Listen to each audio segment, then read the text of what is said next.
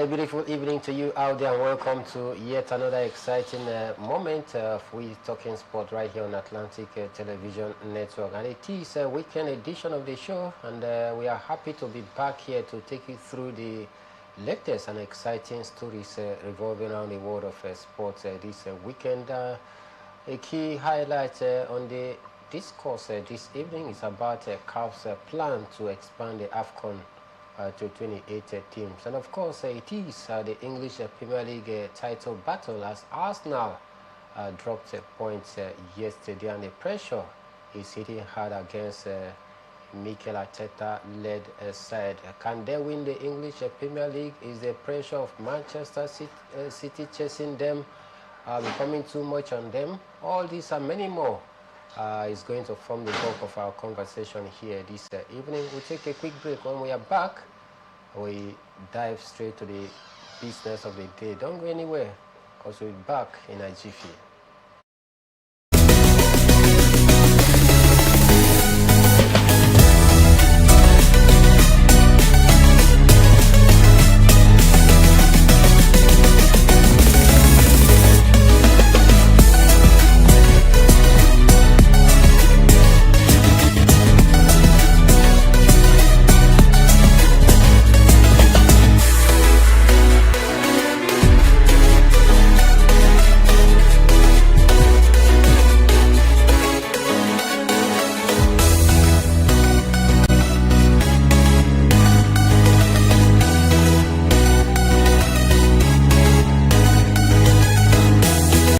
From the line across the ocean to the land beyond the mountains, through the Sahara, we bring on sport news, live analysis, expert discussions on trending stories in politics, business, socio-economic, sports, and documentaries.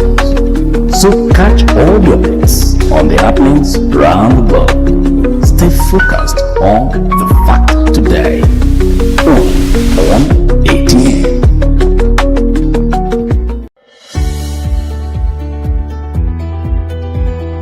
These people into the country illegally. That is amazing. Honourables, you.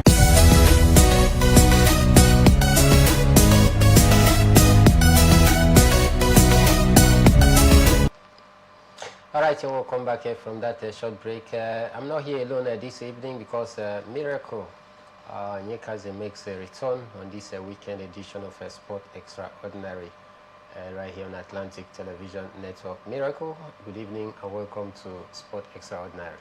Yeah, good evening, Port Harcourt. Good evening, Michael. It's always nice to be here to talk sports. Nice to be here indeed to talk sport, and of course we'll have lots of sporting gist for you on the show this evening. Let's start from the home scene, because the Confederation of African Football, CAF, received 3 official bids from Morocco, Ethiopia, and joint bid from South Africa, Botswana, for the host of the next African Cup of Nations, which is 2028. AFCON 2022 will usher in CAF's new era of staging the tournament every 4 years.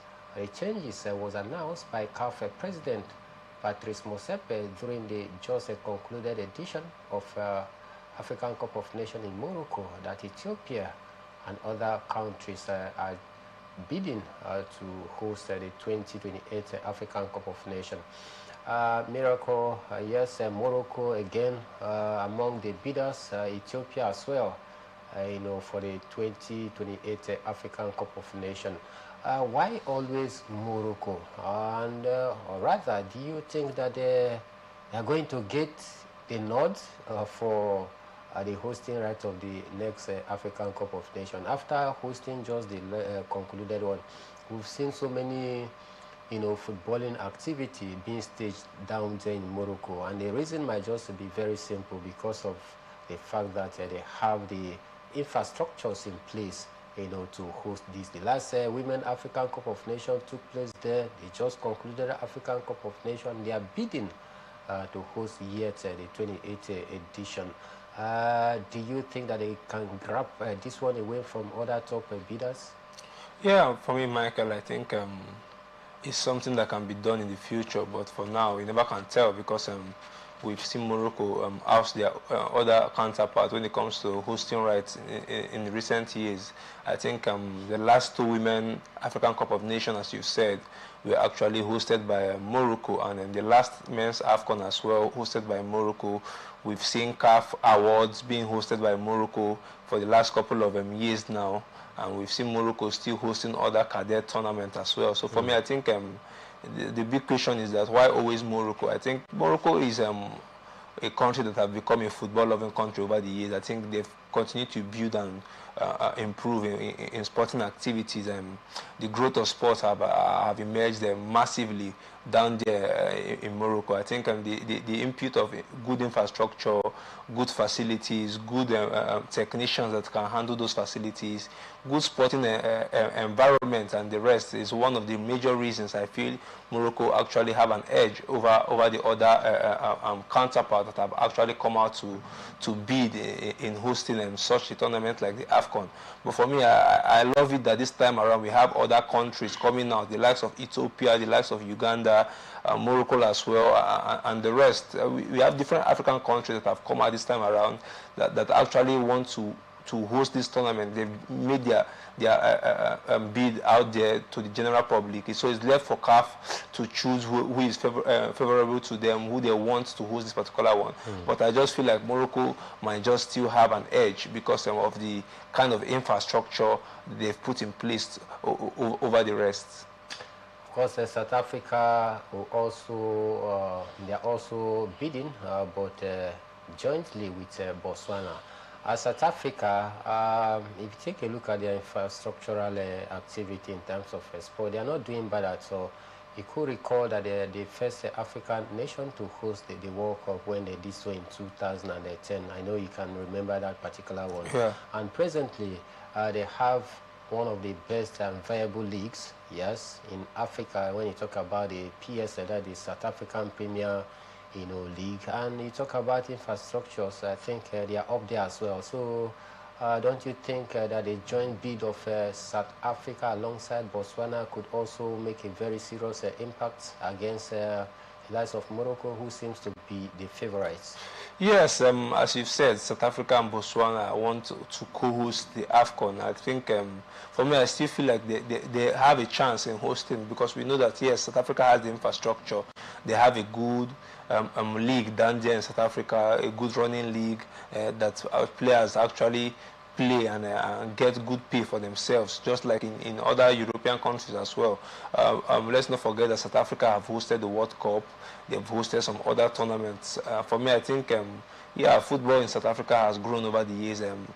Let's not forget that the current CAF president, Patrick Motsepe, is also a South African, and he's made sure that there's been a massive improvement when it comes to the South African Football Federation.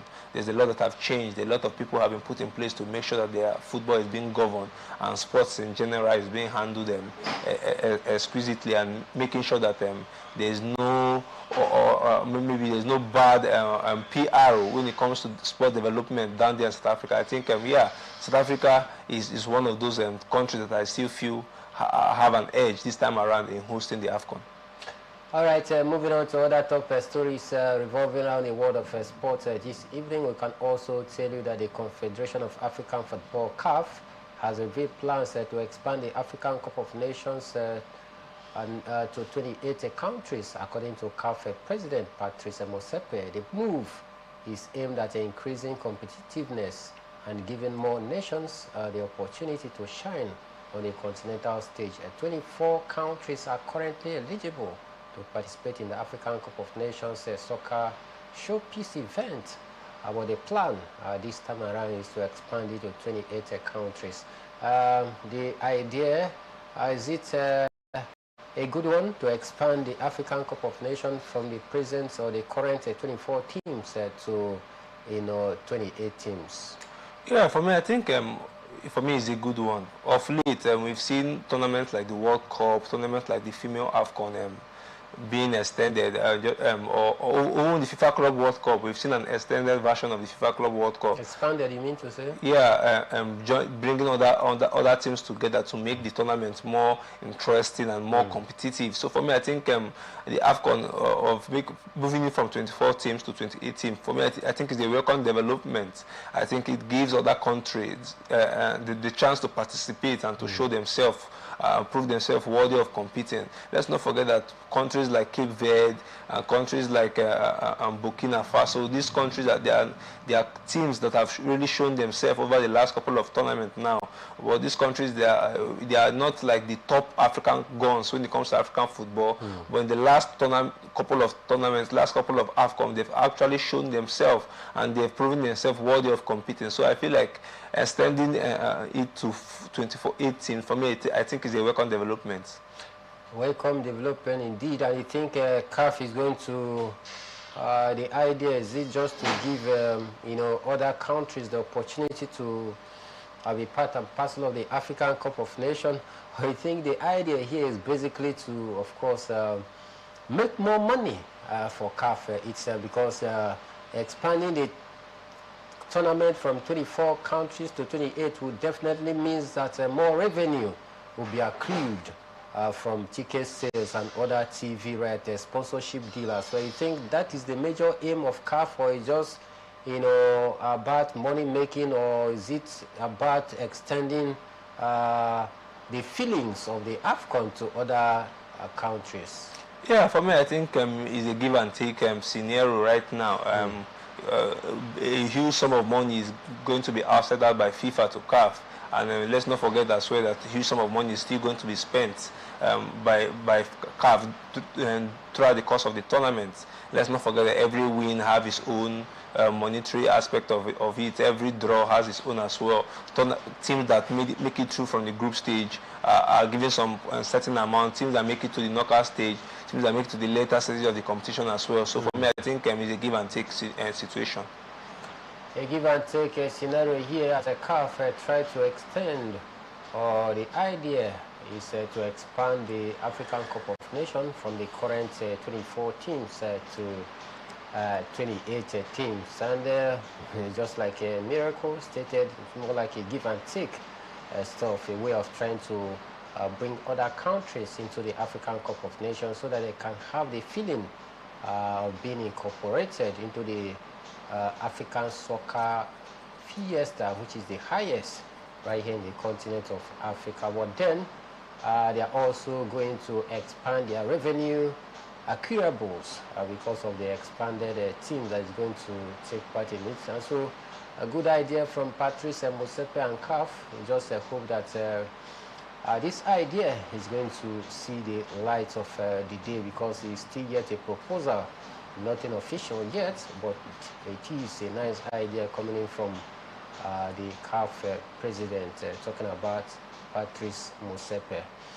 All right, enough coming in from the African scene. Let's head over to Europe and tell you that Thomas Tuchel has signed a new contract that will see him remain head coach of the England national football team through to the end of Euros 2028 in UK and Ireland. The Football Association announced on Thursday. The FA said the new agreement will see Thomas Tuchel provide clarity and full focus on the World Cup. Tuchel has, or rather was previously touted as a possible permanent successor to sacked former Manchester United manager Ruben Amorim, even though the English giants have experienced an upturn in form under caretaker boss Michael Carrick. So Thomas Tuchel, contract extension given to him by the English FA. It means he has done well, isn't it? Yeah, for me, I think so far Thomas Tuchel has been performing brilliantly when it comes to managing the Three Lions of England. I think so far throughout the World Cup qualifiers and some other tournaments, I think he's still remaining unbeaten, not even conceding a single goal throughout the World Cup qualifier. So I think, for me, I think he's a good one. I think the last manager of the Three Lions of England, Gareth Southgate, actually lasted on the job for over 10 years plus. So for me, I think Thomas Tuchel having to stay till 2028 might just be a good one for himself. For me, but I think the major his major focus now will be winning a major tournament for the Three Lions of England. Let's not forget that the last time the Three Lions of England won a major tournament was the World Cup over 50 years ago. For me, I think it's high time that they start picking up those major tournaments like the World Cup, the Euros, as well as the Nations League. And let's not forget that the World Cup will be coming down in the next couple of months. And hopefully the Three Lions of England and Thomas Tuchel who have it their way. But yes, for me, I think he's had it his way right now, getting a new contract. But that doesn't mean that he still can't be sacked from now till the end of 2028. All right, but a new contract extension for the German tactician Thomas Tuchel. And talking about how far he has fared so far with the Three Lions since taking charge. A total of 10 games played. He has won 9. The only defeat came against a friendly game against Senegal in June 2025 when Senegal defeated them 3-1. Ever since then, in fact, the total 10 games, he has won all 9. This is more like saying a perfect replacement for Gareth Southgate. Yeah, for me, I think so far he's done really, really well. But for me, I would judge him when it comes to the major tournaments, like the World Cup, upcoming World Cup. I think that's where I'll start judging Thomas Tuchel, because we know that he's performed outstanding throughout the qualifiers. He's led them to the World Cup. Now it's left for him and his boys to perform when it comes to major tournaments. It's left for them to live up to the expectations, and that's where I will begin to judge him if he's had a very, very good stay as the head coach of the Three Lions of England. Now, let's expand the scope of this discussion with the English national team. Beyond just Thomas Tuchel qualifying the Three Lions for the upcoming World Cup, other big countries as well, footballing nation, has also qualified for the upcoming World Cup. The likes of Brazil, Argentina, we talk about Germany, we talk about France, Belgium. These are may just be considered as some of the favorites. Spain as well. They've also qualified for the upcoming World Cup. Do you possibly see this Thomas Tuchel, squad competing against, a team like Spain, Brazil, Germany, and of course France in the forthcoming World Cup? Yes, I think England has all it takes to perform and go head-to-head with the top guns when it comes to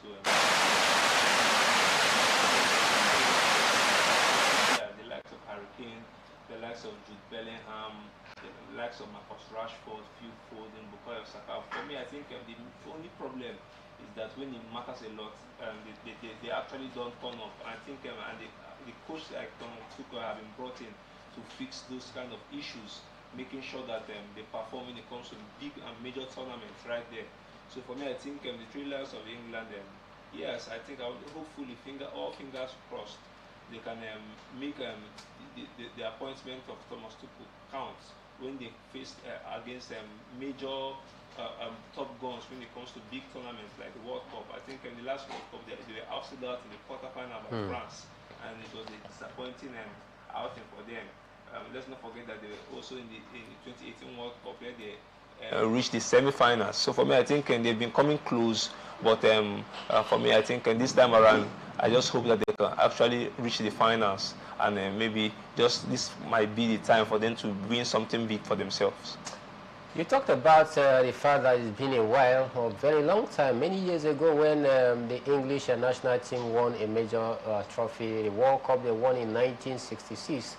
Remain the biggest trophy of their career. They've come close, several times to winning the Euros under Gareth Southgate, and of course, under the same Gareth Southgate, they went further to advance to the quarter-final and semi-final of the World Cup, but never got to the final. That period of time where we saw the Three Lions, having, call it the golden generation, they were unable to win any major laurels. The likes of Frank Lampard, Steven Gerrard, we talk about the big names then, all right, Michael Owen, Paul Scholes, David Beckham, to mention but few of those golden generation, yet they couldn't, break that long-time jinx. Under this current English national team coach, you have a few, few of the talent, individual brilliance. Maybe you talk about Harry Kane, Bukayo Saka, Jude Bellingham. It's no longer that Jude Bellingham we saw about 2 seasons ago. His consistency is in doubt right now. Take away these 2 or 3 players out of this squad, maybe Marcus Rashford, who is doing pretty well now for the Barca side. You think that this particular squad can go past what the golden generation did? The likes of Steven Gerrard, Lampard, Wayne Rooney, Michael Owen, name them, David Beckham. Yeah, for me, I think you never can tell. You never can tell. For me, I think the golden generation of England, where they had the likes of the players you've mentioned, we were not able to win any major tournament for themselves, but they were always in the picture. But for me, this time around, I think with the appointment of Thomas Tuchel, who know how to manage and rally around big game players, big guns, I think they might be lucky this time around.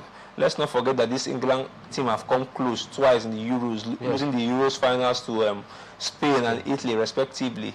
For me, I think this time around, the English national team might just have it their way. They've been performing, just that they've not been lucky. I think they need a little bit of luck for them to start winning those big and major tournaments for themselves.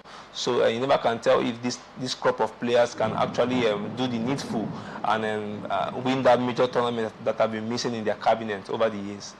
All right, all fingers crossed, hoping that the German tactician Thomas Tuchel can guide these 3 Lions team to go past even the quarterfinal of the World Cup, which they got to under Gary Southgate. And of course, coming close to winning the Euros, but losing that twice to Italy and of course Spain. Can Thomas Tuchel break that jinx of leading the 3 Lions to major trophy after so many years of search?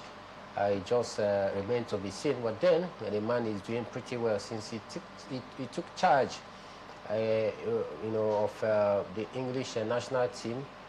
He has played 10 games, winning 9, losing only 1, which came against Senegal in a friendly encounter, 3 goals to 1. Away from that, he has been doing a fantastic job with the 3 Lions. Guess the reason why he has, been given contract extension. We wish him well as the 3 Lions continue their quest to winning a major laurels after many years. At this point, we'll take a quick break, and when we are back in the second half of the show, we dive straight to the English Premier League and some other top stories revolving around the world of football. Don't forget that last night Arsenal couldn't extend their points lead against Manchester City as they were held to a 1-1 by the Bees. We'll talk about this when we come back from this short break. Don't go anywhere.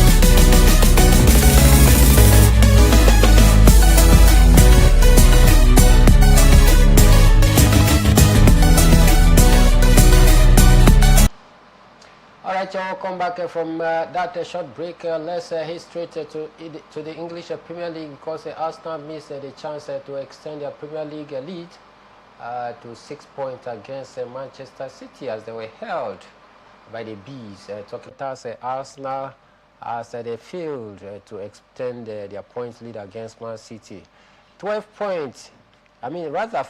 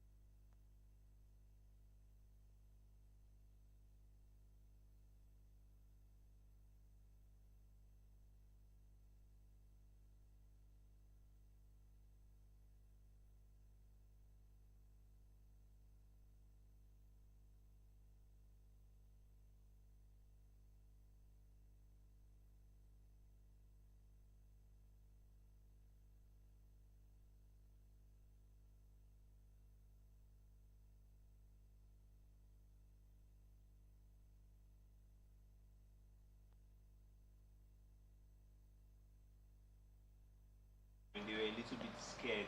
They had a lot of displaced and misplaced passes. They were not able to pick up themselves and create chances in front of goal. I think in that first half, Brentford had the better chances created. They had the highest shots and the highest shots on target. I think the likes of Iberici Eze was not even in the game at all. The likes of it's just the likes of Declan Rice that was rallying around the midfield, creating some couple of chances. I think in the second half they played better, but unfortunately for them, the Brentford team was a dogged and strong team as well. They came with their own tactics and actually favored and worked in for them. I think a 1-1 draw was a fair result, because any of those teams might have nicked it at the later stages of the game. Martinelli missed a clear-cut chance in the later stage, as well as Ikotiego for Brentford. So for me, I think a draw was a fair result for the both teams. Brentford, they are still in contention for I think the Europa League or the Conference League places. Arsenal still want to regain that top spot. So for me, I think Arsenal needs to start picking up points, especially now that the season is coming to an end. Let's not forget that Arsenal Football Club have shown that they can bottle the league over the years. So they need to start winning and getting points. They need to change that narrative of them being bottlers and start winning titles from now. Now, some also argue that Mikel Arteta was part of the problem yesterday, because we saw when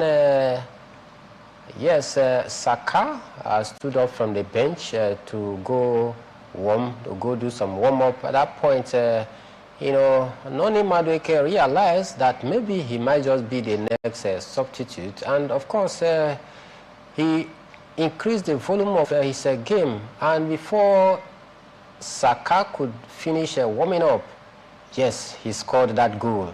And of course, he began to pick up that confidence, began to play with much confidence and gusto. But all of a sudden, Mikel Arteta subbed him and brought on Bukayo Saka, and the game swallowed Saka because he failed to perform when he came in. Some have, attributed that substitution that Mikel Arteta made as the reason why they drew that game. Do you agree with that? For me, I wouldn't want to put all the blame on Mikel Arteta. I think the Arsenal player have not proven themselves in the last couple of matches. I think the players have not come out all blazing when it comes to creating chances, when it comes to scoring goals. A lot of the forward players especially have struggled. The like of Saka, Madueke, Trossard, even Martinelli have struggled in the last couple of months now. I think scoring goals have become a major problem for Arsenal.